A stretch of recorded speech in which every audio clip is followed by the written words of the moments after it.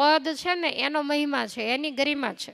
માણસ ગમે તે હોય માટે કોઈને પણ તકલીફ ન થાય અને આપણો અવિવેક છે એ હોય એવો સામેવાળાને દેખાઈ ન જાય એના માટે ખાસ ધ્યાન રાખવું. અલગ અલગ પ્રકારના સ્ટેપ હોય. કોઈ પણ એવા સામાજિક ફંક્શનો હોય તો પછી કલેક્ટર હોય, કોઈ એવા કમિશનર હોય, જજ સાહેબ હોય, ધારાસભ્ય હોય, તો બધાનું એક લેવલ ન હોય, બધાને અલગ અલગ લેવલ હોય. અને સ્ટેજ એક સરખું હોય ને તો ખુરશીઓ આગળ પાછળ હોય. એટલે આ રીતે ખ્યાલ રાખવો પડે. ઊંચી નીચી પોસ્ટ પ્રમાણે એને આસન આપવું પડે.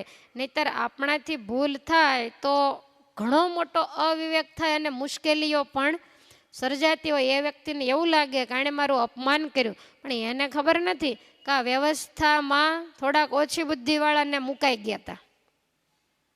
પણ દોષ હંમેશા એ મોટી મુખ્ય વ્યક્તિ હોય એનો આવતો હોય છે. પણ ઘણી જગ્યાએ તો કેવું કરે, આપણે તો આવો અવિવેક ખૂબ થાય એટલે પછી ખુરશીઓ ઉપર નામ લખી નાખ્યા હોય કે આ આની, આ આની, અને છતાંય અમુક એવા હોય ને કે નામ વાંચ્યા વગરના બેસી જાય. પછી કોક કે હા ખુરશીમાં ફલાણાનું નામ, તો કે આવશે ત્યારે ઊભા થઈ જશે, ઘડીક તો બેસવા દો.